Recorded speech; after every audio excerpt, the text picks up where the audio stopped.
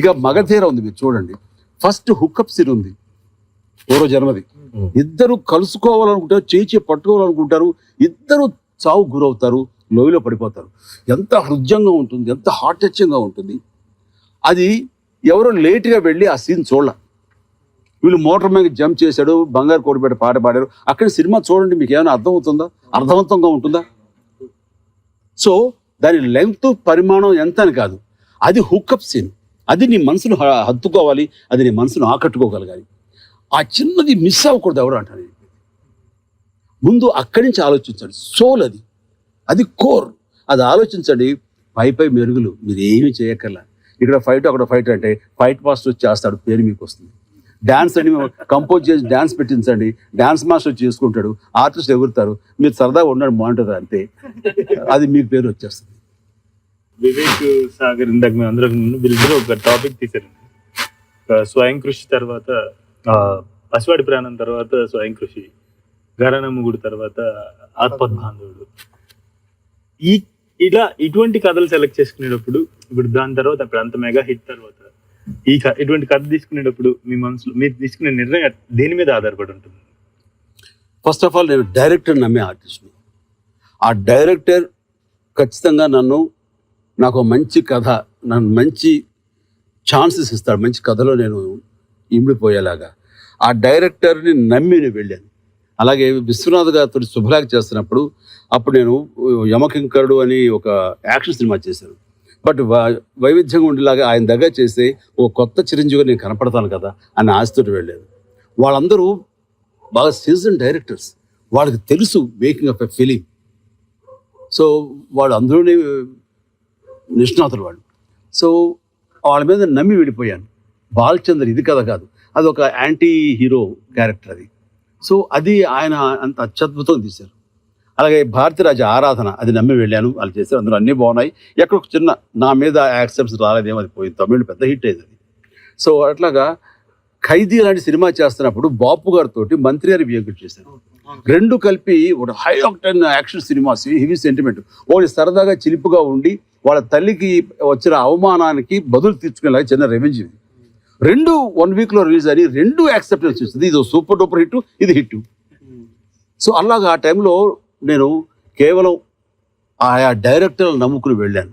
ఆ తర్వాత వెళ్ళగా నాకంటూ అబ్జర్వ్ చేసుకుంటూ ఏంటి సీక్రెట్ ఏంటి అని అంటే ఎమోషన్, హ్యూమన్ ఎమోషన్. తల్లి కొడుకులు, భార్యాభర్తలు, అన్నా చెల్లెళ్ళు, ఈ సెంటిమెంట్ అనేది ఎన్ని తరాలు మారినా, ఎంత మోడర్నైజేషన్ అయిపోయినా సరే, ఎంత ఆధునీకరణ వచ్చినా సరే, ఈ ప్రేమ అది బేస్ చేసుకోగలిగితే కనుక మన వాళ్ళు అలాంటి ఫ్యామిలీ మనుషులు కాబట్టి ఈజీ కనెక్ట్ అయిపోతారు. అది మనం ఎన్కాష్ చేసుకోవాలి. ఇది నాకు వచ్చిన చిన్న సందేహం, ప్రశ్న. ఇన్ని సంవత్సరాల్లో మీరు ఒక కథ విని ఇది పలానా యాక్టర్కి సజెస్ట్ చేసిన సినిమాలు అటువంటివి ఉన్నాయి? లేదంటే ఒక కథ ఒక యాక్టర్ కథ విని అది చెయ్యాలా వద్దా అని సందేహపడుతున్నప్పుడు మీరు ఈ కథ నీకు కరెక్ట్గా ఉంటుంది చెయ్యి అని ఆ సినిమా పెద్ద విజయవంతమైన సినిమా, అటువంటి ఎగ్జాంపుల్ ఏమైనా ఉందా? దానికి దగ్గరగా ఉన్నాయి కానీ అలాగ లేదు. ఒక డాడీ అనే సినిమా నాకు వినిపించారు. నేను వినగానే ఇది నాకంటే వెంకటేష్ బాగుంటుంది, చాలా బాగుంటుంది, అతనైతే కనుక దీన్ని చాలా రక్తి కట్టించగలడు దాంట్లో బాగా అని అనుకున్నాను. అతను భూపతిరాజ రైటర్.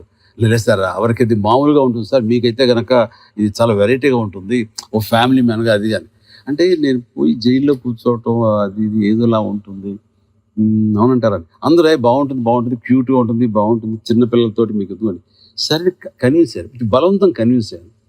రిజల్ట్ కూడా అట్లాగే ఉంది. నేను ఏం మాటైతే అన్నానో అది వెంకటేష్ నాకు ఫోన్ చేసి, భలే సినిమా అండి, నా మీద ఇంకా బాగాడేదండి అనేసాడు. అవును, నేను చెప్పాను సరే వెంకటేష్, నేను చెప్పాను ఆ సినిమా అది నీ మీద బాగుండేదని అన్నాను. బట్ అలాంటి కొన్ని ఫెయిల్యూర్స్ అవి. మీరు బాగా ప్రేమించి నమ్మి చేసిన స్క్రిప్ట్ ఏదైనా ఫెయిల్ అయ్యి మీకు బాగా బాధ కలిగించిన, అరే ఇది పోవడం ఏంటి అని ఇప్పుడు అనిపించింది ఒక సినిమా? నేను బాగా ప్రేమించి చేసిన ఉన్నాయి, గుర్తించుకోవాలి. ఉన్నాయి. రీమేక్ సినిమా అది. నా రీమేక్లు ఎప్పుడు ఎన్హాన్స్ అవుతాయి, చాలా బాగుంటాయి కూడాను. స్నేహం కోసం సినిమా నా కథ బాగా నచ్చింది, చాలా బాగుంటుంది. అండ్ ఒక లాయల్టీ గురించి స్నేహానికి మధ్య ఉండేది, మంచి హెవీ సెంటిమెంట్. ఇది డెఫినెట్గా ఆడుతుంది అని అనుకున్నాను. మన ఆడియన్స్కి వచ్చేసరికి ఎక్కడో ఆ తమిళ్ తాలూకా ఆ వాసన రావటం, మన చిరంజీవి విజయ్ కుమార్ దగ్గర అయ్యా అయ్యా అంటాం, ఆయన చెప్పులు మోసుకోవడం, అది ఎందుకు వాళ్ళు అక్కడ ఇమేజ్ ప్రాబ్లం వచ్చింది. ఇమేజ్ ని అది రిలీజ్ చేయలేకపోయారు. Best performance, one of the best performance. అని అనుకున్నాం. జైలు నుంచి వచ్చిన సీన్ ఉంటది కదా, అమ్మ బాబోయ్, ఏడుస్తాను సార్. నిజం, నాకు అక్కడ నేను క్యారీ అయ్యాను, కానీ ఎందుకు అది అంతగా ఆడి మాదిరిగా ఆడింది అంతే. అయితే ఒక చిన్న ఎడిషన్ సార్ దీనికి. అది ఎందుకు విఫలమైందో నాకు తెలియదండి, కానీ నాకు తెలిసిన చిరంజీవి ఫ్యాన్స్ అందరికీ నాతో సహా ఆ సినిమా చాలా personal, very personal sir. And అది నాకు అంత బాగా నచ్చింది, కానీ ఆడవలసినంత ఆడలేదు ఆ సినిమా. సార్ అలాంటప్పుడు మీరు దాన్ని ఎలా తీసుకుంటారు సార్? ఏం తీసుకోవాలి, నెక్స్ట్ డే వెళ్ళిపోతారు అంతే. నెక్స్ట్ దాని గురించి వరి అవ్వను. అంటే వెరీ బిగినింగ్లో అయితే కనుక సక్సెస్ తగిలితే పొంగిపోవడం, ఫెయిల్ అయితే ఇలా కుంగిపోవడం లాంటివి ఆ టర్బులెన్స్ అనుభవించాను బిగినింగ్ 7-8 years 10 yearsలో. ఆ తర్వాత ఎందుకు ఇలా అనుకుంటున్నాను, సినిమా మేకింగ్లో నాకు ఏ సంబంధం లేదు, ఇది అందరి సమిష్టి కృషి అని మనం చెప్తే దాన్ని నమ్మాలి కదా. సో ఇది మన ఫ్లాప్ మంది కాదు, ఇది అందరిదిను, హిట్ అయింది, అలాగే అందరిదిను అని ఎప్పుడైతే డిజైన్ చేసుకుంటావో ఆటోమేటిక్గా ఫెయిల్యూర్ కూడా డిజైన్ అయిపోతుంది. నువ్వు పెద్ద వరి అవ్వవు. దర్శకులుగా ఆ సూత్రం మేము ఫాలో అవ్వచ్చు అంటారా? ఎక్కువ బాధ్యత సింహభాగం మీది బాధ్యత. అందుకని మా అంత ఈజీగా మీరు తప్పించుకోలేరు, మీరు బాధ్యత తీసుకోవాలి.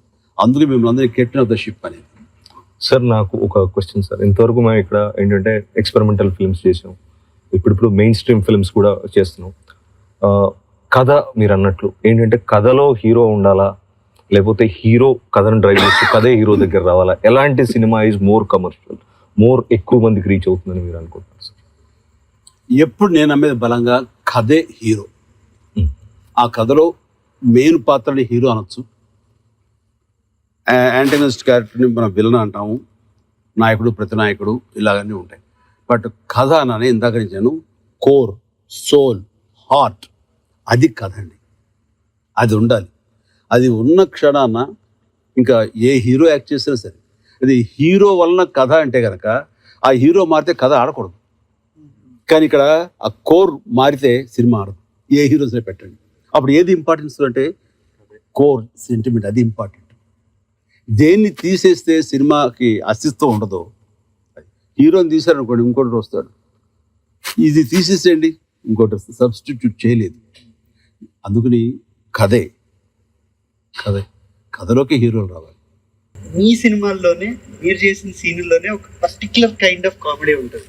ఫర్ ఎగ్జాంపుల్ చూడాలనుంది సినిమాలో ఆ బాల్కనీలో మీరు కూర్చొని ఉంటే సౌందర్యం వచ్చి పెట్ట తెలుస్తుంది, మీరు అక్కడ కూర్చొని రేగిపళ్ళు తింటా అని మూసుకుంటా అంటుంటారు. పోనీ గరానా మొగుళ్ళో ఆ క్యాంటీన్ లో అందరు తినే దగ్గర సీన్ ఉంటుంది, ఫ్యాక్టరీ క్యాంటీన్, ఉప్మా తెచ్చుకున్నారా నాకు పెట్టకండి మీరే తినండి అని అంటుంటారు. ఇట్లాంటివి మీరు చేస్తారా లేకపోతే రైటర్లు రాస్తారా, మీరు ఇంప్రూవైజ్ చేస్తారా? అది ఈ మధ్య సత్యానంద్ గారు అన్నారు, అన్నయ్య సినిమా చూస్తాను ఆఫీస్ సీన్స్ అవి, రౌడీయాడు చూస్తాను ఆఫీస్ సీన్స్ అవి, మీరు బ్రహ్మానందాన్ని రమ్మంటాం మాట్లాడటం, మీరేమో ఒక పిచ్చివాడిగా యాక్ట్ చేసి అక్కడ ఆ చిరంజీవి కాకుండా రెండో ఆటో జాలి వచ్చి చేయటం, ఇవన్నీ చేసినప్పుడు ఏమని రాస్తాం? స్పాట్కి వెళ్ళిన తర్వాత ఇలా అల్లరి చేయాలి అంటే అక్కడికక్కడే మీరు అన్నీ అనేసుకునేవాళ్ళు. రాఘవేంద్ర ఇది బాబా ఇది బాగుందా, ఇది వద్దు ఇది బాగుందని వాళ్ళు చెప్పేవాళ్ళం, నేను కూడా బాగుందనేవాడిని. అక్కడ ఏదైనా కాబట్టి మీరు చెప్పిన దానికి చేసిన దానికి డైలాగులు రాసేవాళ్ళం, అదంతా మీరు చేసుకున్నది అని. బ్రహ్మానందం వస్తాడు పిచ్చి డాక్టర్గా, నేను ఇట్రా అని పిలవాలి, ఏంటి చేతితో పిలిస్తే పిచ్చి అంటారుగా, కాలుతో పిలిస్తే బాగుందా ఇట్రా అని.